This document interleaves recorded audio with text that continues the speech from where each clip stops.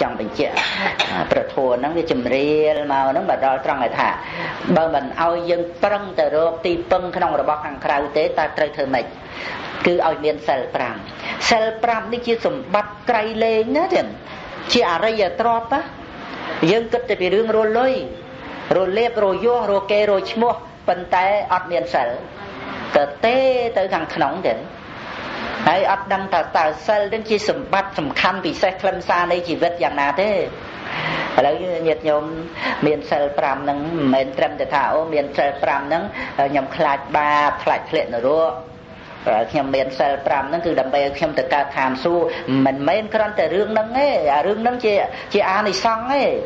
តែរឿងប្រយោជន៍ដែលត្រូវឃើញច្បាស់ក្នុងបច្ចុប្បន្នហ្នឹងគឺសម្បត្តិដែលយើងត្រូវរកបានជាខាងក្នុងណាដែលជាទីពឹងខាងក្នុងទៀត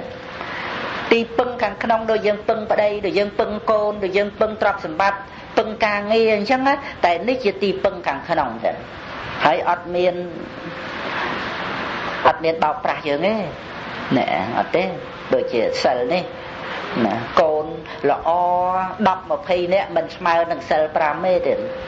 ហើយបើញាតិញោមអត់មានសិលពឹងតែកូនហើយកូននឹងល្អធ្វើសិតតែដុកទ័រសិតអង្គញើធ្វើស្អីណាយណីក៏ដោយប៉ុន្តែតិចតែត្រូវគ្រោះថ្នាក់ឡានងាប់ទៅ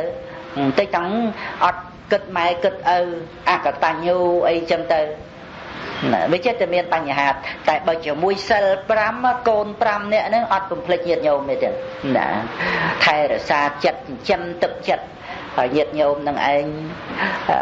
មានចិត្តប្រព្រឹត្តទៅដោយភាពខ្សែមខ្សាមទៅបានតាមរយៈនៃសិលហ្នឹងតែមិនមែនមានត្រឹមតែសិលទេមានការអប់រំទូមានចិត្តថែមពីលើសិល5ហ្នឹងទៅទៀតណាអាហ្នឹងត្រូវកាត់បន្ថយណាហើយហ្នឹងយើងកាត់បន្ថយអំពីរបស់ខាងក្រៅដែលយើងប្រឹងប្រែងតឹងតែងទៅស្វែងរកនោះហើយរួចទៅមានឧបោសថសិលទៀតញាតិញោមរក្សាឧបោសថសិលជាចំណែកមួយក្នុងការលះកាមគុណជារបស់ខាងក្រៅហ្នឹងចឹងខែ4ដងអីចឹងទៅឧបោសថសិលណាដល់ចឹងទៅវាបន្ថែមទីពឹងជាខាងក្នុងនេះអាហ្នឹងហើយទៀតដែលយើងត្រូវយល់បកគោលការណ៍ពុទ្ធសាសនាគឺដើម្បីកាត់បន្ថយ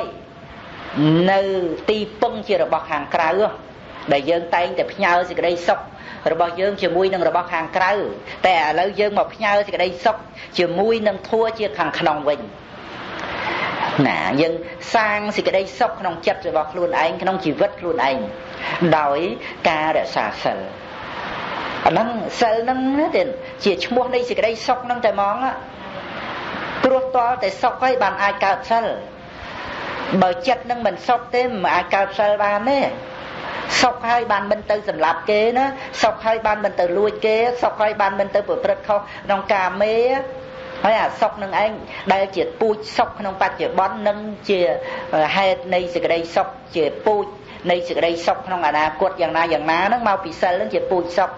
ហើយបានមិននិយាយកុហកគេសុខហើយបានមិនបរិភោគទឹកស្រវឹងផ្សេងមិនចាំបាច់ទៅស្វែងរកសេចក្តីសុខពីរបស់ខាងក្រៅក្នុងកាមគុណផ្សេងសុខក្នុងឧបោសថសិលទៀតសុខហើយណាបានជាមិនទៅធ្វើនៅអំពើឆ្កំឆ្គងផ្សេងជាខាងក្រៅហ្នឹងញាតិញោមត្រូវចាំថាមនុស្សយើងដែលស្វែងរកសុខមកពីមានទុក្ខណាហើយទៅស្វែងរកសុខក្នុងរបស់ខាងក្រៅហ្នឹងវាមានបានយកមកជាទីពឹងក្នុងចិត្តអីចឹងហើយអាសេចក្តីទុក្ខវានៅក្នុងចិត្តបើអញ្ចឹងទៅសេចក្តីទុក្ខហ្នឹងវាកាន់ទៅងុំទៅគុំទៅឡើយវាផ្ទុះចេញទៅធ្វើឲ្យបរិយាកាសសង្គមហ្នឹងតានតឹងទៅមែនទេចឹងដោយសារតែវាផ្ទុះចេញអំពីចិត្តនៃមនុស្សយើងនេះឯងនឹងបានជាយើងត្រូវបញ្ចូលធម៌មកបញ្ចូលទៅឲ្យយើងម្នាក់តិចតិជុំក្នុងចិត្តសន្តានទៅវាផ្សព្វផ្សាយភាពតិចនឹងដោយការធ្វើដោយការនិយាយដោយមុខមាត់ដោយភ្នែកដោយបបោមាត់ដោយពាក្យសម្ដីអកប្បកិរិយាហ្នឹងណាវាទៅជាទន់ភ្លន់វាទៅជាផ្អែមល្ហែមវាទៅជាតិចតិជុំឲ្យដល់អ្នកដទៃហ្នឹងគឺវាចេញពីចិត្តដែលមានធម៌ហ្នឹងដែលមានសិលហ្នឹងទៅរួចទៅអាការដែលយើងពឹងរបស់ខាងក្រៅផ្នែកខាងខ្លាំងប កែស័ក្តិសិទ្ធិតាមដែលយើងជឿផ្សេងអាហ្នឹងក៏ត្រូវកាត់បន្ថយទៀតព្រោះអាហ្នឹងវានៅក្នុងការពឹងរបស់ខាងក្រៅដដែលបន់ស្រន់បួងសួងអង្វរកសូមឲ្យព្រះជួយចេះព្រះជួយចោះមុនអាគមគាថាស្អីឬវត្ថុស័ក្តិសិទ្ធិខ្លាំងបកែអីបុគ្គលនេះបុគ្គលនោះធម្មមឹកធម្មមោព្រះសាអាអ្នកមានបុណ្យអីណាយើងត្រូវកាត់បន្ថយអស់ហើយពីព្រោះអ្នកទាំងអស់ហ្នឹងមិនអាចចូលមកលះលោភៈទោសៈមោហៈឲ្យយើងបានទេយើងទៅផ្ញើជីវិតជីវ៉ាប្តេកផ្ដួលសង្ឃឹមអីទៅលើអ្នកទាំងអស់ហ្នឹងវត្ថុទាំងអស់ហ្នឹងស្អីហ្នឹងទេវតាប្រអិនប្រព្រំចុះមកក៏មិនមែនមកជួយសម្អាតចិត្តឲ្យយើងបានដែរមានតែខ្លួនយើងដែលអាស្រ័យព្រះធម៌បដិបត្តិកម្ចាត់នៅកិលេសក្នុងចិត្តសន្តានដូច្នេះគឺច្បាស់លាស់ 100% ទៅអញ្ចឹងតែហ្មងចឹងយើងមានពឹងអីរបស់ខាងក្រៅនឹងកើតចឹងបើរឿងពឹងដូចជាថាយើងពឹងបងប្អូនម៉ែឪអីជួយគ្នាអីចឹងដោយសង្ឃហធម៌អីភរិយាត្រូវសង្គ្រោះស្វាមីសង្គ្រោះភរិយាមេដាបិតាសង្គ្រោះបុត្រនឹងត្រូវដឹងគុណមេដាបិតាអីពឹងពាក់គ្នាអញ្ចឹងបានប៉ុន្តែឲ្យរឿងពឹងពាក់គ្នាខាងក្រៅហ្នឹងក៏វាចេញមកអំពីការដែលមានធម៌ជាខាងក្នុងនឹងដែរដែលអាចដើម្បីជាទីពឹងនៃខ្លួនឯងបានហើយនោះទៅអាចជាទីពឹងសង្គ្រោះទៅអ្នកដទៃនឹងបានតែទោះជាយ៉ាងណាក៏ដោយសំខាន់បំផុតទីពឹងសម្រាប់មនុស្សយើងគឺលះលោភៈទោសៈមោហៈដែលជាប្រភពនៃបញ្ហាទៀតបញ្ហាចាស់ឈឺស្លាប់រឿងក្ររឿងអត់លៀបអត់យោឬក៏មានលៀបមានយោហើយទៅជាអត់លៀបអត់យោវិញបញ្ហាទាំងអស់ហ្នឹងវាអាស្រ័យលោភៈទោសៈមោហៈអីនេះទេតើដែលវានាំឲ្យកើតទៅជារឿងឆ្លោះប្រកែកគ្នាដណ្ដើមគ្នាបែកបាក់គ្នាវាចេញពីក្នុងចិត្តទៅចឹងណាហើយមនុស្សយើងធ្វើជាស្មោមអ្នកសូមណាសូមសេចក្តីសុខពីអ្នកដទៃទៀតសូមសេចក្តីសុខពីរបស់ខាងក្រៅហ្នឹងហើយដល់ទៅមិនបានអានឹងឯងដែលកើតទៅជារឿងឆ្លោះប្រកែកតោះតេងណាស្មោមសូមការញញឹមពីគេដល់តែគេអត់បានឲ្យញញឹមកើតទុក្ខណាអារឿងកើតទុក្ខខឹងនឹងគេហ្នឹងគឺមកអំពីយើងស្មោមទៀតអ្នកខ្ញុំស្ដាប់ឲ្យយល់លុតជង្គង់អង្វរសុំសេចក្តីសុខពីគេដល់ទៅអត់បានកើតការខឹងរាល់ពេលដែលយើងខឹងគឺយើងលុតជង្គង់អង្វរសុំសុខពីគេទេមិនមែនគ្រាន់បើទេកុំឲ្យតែខ្លួនឯងខ្លាំងគ្រាន់បើចេះខឹងនឹងគេអត់ទេយើងខឹងជាមួយអ្នកណាគឺយើងអន់ជាងអ្នកហ្នឹងចឹងយើងអន់ជាងគេបានយើងខឹងជាមួយគេបើយើងប្រសើរពងខ្ពស់ជាងគេគឺមានមេត្តាករុណាមានការសង្គ្រោះមានការសន្តោសប្រោសប្រណីមានការឲ្យអភ័យមិនប្រកាន់ទោសពីអ្នកហ្នឹងអាហ្នឹងខ្ពស់ទៀតណាមើលទៅឃើញអានឹងដូចក្មេងតូចចឹងទៅមិនប្រកាន់ទោសពីមើលទៅឃើញដូចអានឹងមានជំងឺឈឺអីចឹងទៅឬក៏ដូចជាមនុស្សលត់ស្មារតីចឹងទៅឬដូចខ្មោចចូលចឹងទៅមិនប្រកាន់ណាមិនប្រកាន់មិនបន្ទុះមិនទាស់មិនឆ្លោះមិនប្រកែកមានតែមេត្តាករុណាមានតែអាណិតមានតែការជួយសង្គ្រោះអានឹងបានប្រសើរសង្កេតមើលខ្លួនឯងដឹងទេដែរចឹងណាសង្កេតមើលដឹងតើអារឿងដែលយើងស្អប់គ្នាតាមពិតស្អប់ខ្លួនឯងតើនៅពេលដែលយើងស្អប់អ្នកដទៃយើងមិនមែនឲ្យស្អប់នឹងទៅគេណាមិនមែនស្អប់នឹងចូលទៅក្នុងចិត្តគេណានៅពេលដែលយើងស្អប់គេយើងសាងភាវៈអាក្រក់ឲ្យខ្លួនឯងតើគឺយើងស្អប់ខ្លួនឯងយើងធ្វើអ្វីដែលអាក្រក់សៅហ្មងឲ្យខ្លួនឯងទៅហើយយើងគិតមើលល្ងងផងឈួតផងទៅមិនមែនត្រឹមតែល្ងងទេឡប់ទៀតនៅពេលដែលយើងស្អប់គេហ្នឹងណាស្អប់ខ្លួនឯងទេព្រោះយើងធ្វើអ្វីដែលអាក្រក់ឲ្យខ្លួនឯងណាយើងថាអាណិតគេមិនបានទេប៉ុន្តែយើងដុតចិត្តខ្លួនឯងដែលអ្នកដទៃមិនអាចមកដុតចិត្តយើងបានឡើយដូច្នេះបើយើងអាណិតគេមិនបានយើងត្រូវតែអាណិតខ្លួនឯងមេត្តាខ្លួនឯងទៅកុំដុតរោលចិត្តសន្តានខ្លួនឯងនៅពេលដែលយើងខឹងក្រោធហ្នឹងគឺយើងដុតចិត្តសន្តានរបស់ខ្លួនឯងដុតកុសលដុតសេចក្តីល្អដុតគ្រប់យ៉ាងទាំងជាប្រធាននៃសេចក្តីវិន័យនៃក្រោធហ្នឹងណា ដូច្នេះញាតិញោមត្រូវឲ្យយល់តែនៅពេលដែលយើងខឹងនឹងគេកុំគិតថាយើងក្រន់ជាងគេខុសហើយនៅពេលដែលយើងខឹងនឹងគេគឺយើងអន់ជាងគេរហូតដល់តែយើងខឹងជាមួយរុយគឺយើងអន់ជាងរុយទៅទៀតណាយើងខឹងនឹងមូសគឺយើងអន់ជាងមូសនៅរឿងអីយើងទៅខឹងនឹងមូសទៅតោះនឹងមូសគ្នាទូចតែមួយធម្មជាតិបង្កើតមកត្រូវឲ្យមកខំបើយើងមិនចង់ឲ្យខំយើងបកយើងអីចឹងទៅខ្ញុំបាច់ទៅខឹងទៅសម្លាប់សត្វយើងកើតមកជាមនុស្សរៀនសាលាអស់4 10 20ឆ្នាំអីទៅឆ្លោះជាមួយមូសធ្វើអ្នកចេះដឹងអីចឹងណាមូសអត់បានចូលសាលាផងណាដូច្នេះគឺយើងដែលសិក្សារៀនសូត្រឲ្យបានចេះដឹងត្រូវមានសិល5ហ្នឹងចឹងសញ្ញាបត្ររបស់មនុស្សបើញាតិញោមអត់មានសិល5គឺអត់តាន់មានសញ្ញាបត្រមនុស្សទេណាអត់តាន់ប្រឡងជាប់ធ្វើជាមនុស្សបានទេតែតើមានសិល5ទេហើយត្រូវធ្វើជាមនុស្សសទេវោទៀតការខុសឆ្គំឆ្គងជារឿងរបស់មនុស្សធម្មតាតែការមិនប្រកាន់ទោសការឲ្យអភ័យអានឹងគឺជារឿងរបស់ទេវតាមនុស្សទេវោដល់តែញាតិញោមមានចិត្តជាទេវតាមែនទេទៅរូបកាយជាមនុស្សនេះដូចសម្បកអញ្ចឹងញាតិញោមគ្រាន់តែខ្ចីសម្បកមនុស្សធ្វើបុណ្យថ្វាយបង្គំព្រះប្រគេនចង្ហាន់ប្រសង់អប់រំទូមានចិត្តស្លូតអញ្ចឹងទៅណាក្នុងចិត្តនឹងសង្គ្រោះមិនប្រកាន់ទោសពីអ្នកណាណីអីទាំងអស់ណាហ្នឹងអាហ្នឹងដល់តែអញ្ចឹងទៅរូបកាយជាមនុស្សនេះគ្រាន់តែជាសម្បកបែកធ្លេពេលណាក៏បែកទៅចាស់ក៏ចាស់ទៅញាតិញោមជាទេវតាស្រាប់ហើយតើមានតែមកនៅក្នុងស្រុកមនុស្សនេះធ្វើអីដូចទេវតាមកកលព្រះដ៏មានពុភៈអញ្ចឹងណាមកអត់អង្គុយទេណាទេវតាសិតតែឈរទេមិនបានទេវតានឹងមិនអង្គុយថាប្រញាប់ទៅវិញ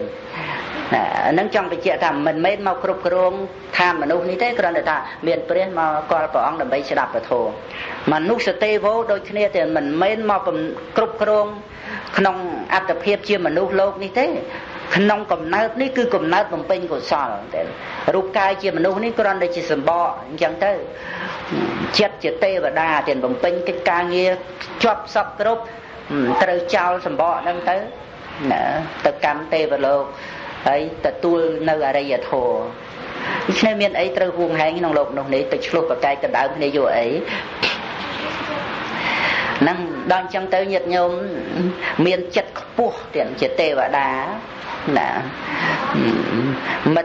មិនប្រកាន់ទោសពីណាណាធ្វើជាមនុស្សគំរូនៅវត្តអារាមអីចឹងឃើញអ្នកថ្មីមកក៏បដិសន្ធារៈទៀតបដិសន្ធារៈគារវតានេះព្រះអង្គសម្ដែងនៅក្នុងក្រុមនៃធัวពុទ្ធគារវតាពុទ្ធគារវតាការគោរពពុទ្ធធម្មគារវតាគោរពព្រះធម៌សង្ឃគារវតាគោរពព្រះសង្ឃសិក្ខាគារវតាគោរពត្រៃសិក្ខាគឺសិលសមាធិបញ្ញាអបមាទគារវតាគោរពសេចក្តីមិនប្រមាទនិងទី6បដិសន្ធារៈគារវតាគោរពបដិសន្ធារៈនេះគឺយើងត្រូវបដិសន្ធារៈភ្ញៀវដែលមកដូចជាពិសេសមកវត្តនឹងចឹងគឺត្រូវធ្វើឲ្យអ្នកមកនឹងសប្បាយចិត្តនឹងមកទៀតហើយបានប្រយោជន៍ត្រឡប់ទៅវិញណាឲ្យបានសេចក្តីសុខយកទៅផ្ទះជះចំហាយសុខឲ្យអ្នកផ្ទះក្រុមគ្រួសារនៅផ្ទះកុំឲ្យឈឺក្បាលមកពីផ្ទះមកដល់វត្តវិលមុខថែមទៀតនោះណាចឹងតាគ្នាមានកំហុសរឿងអីមួយចឹងទៅទៀត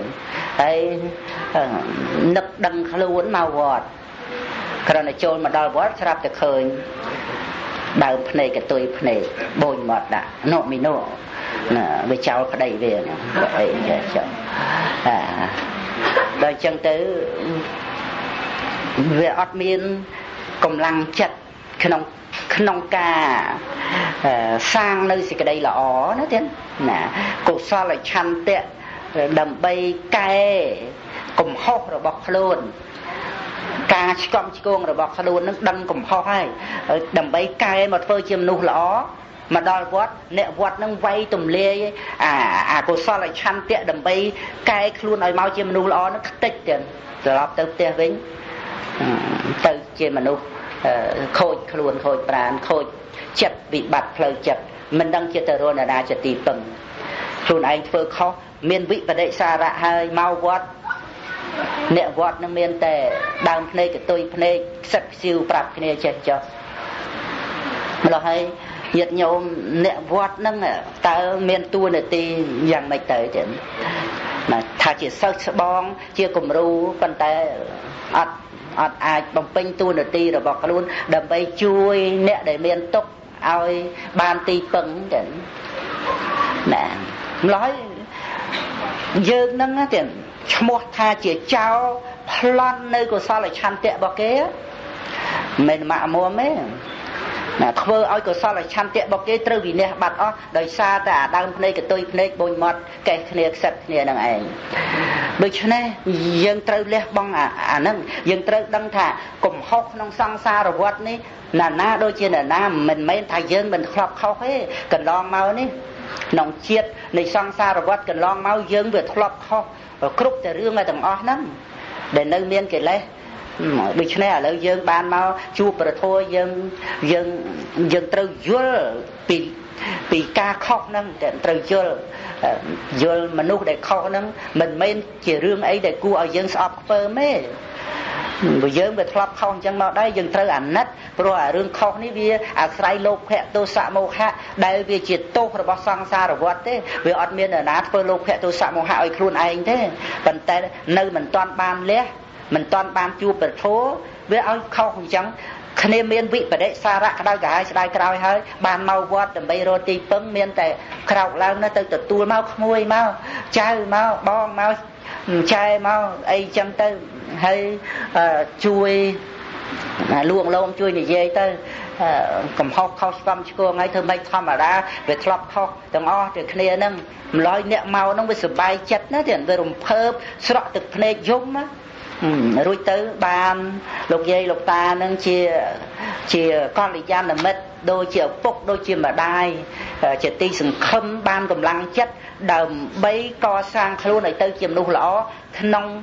ដង្ហើមចុងក្រោយឬក៏ទូនាទីចុងក្រោយនៃជីវិតវាបានទៅជាមនុស្សត្រង់ល្អអញ្ចឹងទៅអាស្រ័យគុណសម្បត្តិរបស់លោកយាយលោកតាញាតិញោមហ្នឹងអាហ្នឹងទាំងគុណសម្បត្តិត្រូវប្រឹងប្រែងឲ្យបានណាកុំឲ្យមក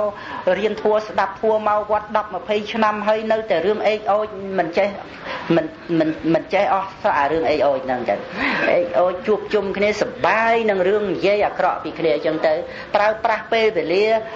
ក្នុងរឿងជួបជុំគ្នានិយាយដើមគ្នាហើយធ្វើឲ្យពេលវេលានឹងប្រហារជីវិតខ្លួនឯងអស់ថ្ងៃមួយថ្ងៃតែលះបង់នៅសេចក្តីសុខធំព្រោះហេតុតែសបាយជួបជុំគ្នានិយាយអាក្រក់ពីអ្នកដទៃនឹងគោលធัวដែលយើងមកវត្តដើម្បីអនុវត្តដើម្បីប្រព្រឹត្តទូនាទីឧបាសកបាសិកានឹងពិសេសណាស់អ្នកចូលមកអង្គុយចិត្តបរតនត្រ័យមិនមែនត្រូវសៅមងស្មោកគ្រោកហើយមកអង្គុយចិត្តបរតនត្រ័យដ៏ស្អាតបរិសុទ្ធចឹងទេគុណពុទ្ធគុណពធគុណប្រសង្ឃនេះបរិសុទ្ធណាស់ស្អាតណាស់ព្រះអង្គដកខាត់ដល់ក្រៃលែងអកាលជាអង្វែងហើយយើងជាបាសកបាសិកាថាជាអ្នកអង្គុយចិត្តបរតនត្រ័យទាំងសៅមងស្មោកគ្រោកក្នុងចិត្តសន្តានអញ្ចឹងវាមិនសមនឹងជាអ្នកដែលចូលមកអង្គុយចិត្តបរតនត្រ័យទៀតត្រូវតែជាអ្នកប្រឹងប្រែងទៀតណាស្ងប់ស្ងៀមអញ្ចឹងក្នុងចិត្តបើថានិយាយឲ្យគេចូលចិត្តឲ្យគេបានសុខមួយម៉ាត់មួយកអីហ្នឹងគឺសំខាន់ណាស់ទាំងពាក្យសម្ដីមិនបាច់ចាំនិយាយច្រើនទេនិយាយទៅបន្តិចបន្តួចហើយឲ្យគេបានសុខស្ងប់ទីមានតម្លៃណាស់ហើយយើងកសាងខ្លួនដោយកាយកម្មវិច័យកម្មនឹងឯងទៅទំនាក់ទំនងជាមួយនឹងអ្នកដទៃទៅវាទៅជាបុគ្គលប្រសើរជាងទេវតាទៅទៀតមិនមែនត្រឹមតែជាងមនុស្សធម្មតាទេមនុស្សយើងកាលណាបើចេះឆ្លាក់ចេះឆ្នៃទៅវាទៅជាមនុស្សប្រសើរដល់ក្រៃលែងទៅឧទាហរណ៍ដូចយើងយកឈើយកថ្មមកឆ្លាក់ធ្វើជាពុទ្ធបរិមាអញ្ចឹងណាកាលដែលមិនតន់ឆ្លាក់ដើរលើអង្គុយលើដល់ពេលឆ្លាក់មកយើងថ្វាយបង្គំជាអទេសកៈចេតដីឧទ្ទិសនឹកដល់គុណព្រះពុទ្ធព្រះសង្ឃមនុស្សយើងនឹងអញ្ចឹងបើយើងកសាងជីវិតរបស់យើងឆ្លាក់ដៃឆ្លាក់ជើងដោយការប្រព្រឹត្តឲ្យបានរៀបរួយល្អអញ្ចឹងទៅវាប្រសើរជាទីជ្រះថ្លាទីគោរពបូជាដល់មនុស្សម្នាទាំងឡាយទាំងពួងនឹងជាប្រយោជន៍សុខ នេះផលដែលយើងត្រូវឃើញច្បាស់ក្នុងបច្ចុប្បន្នចឹង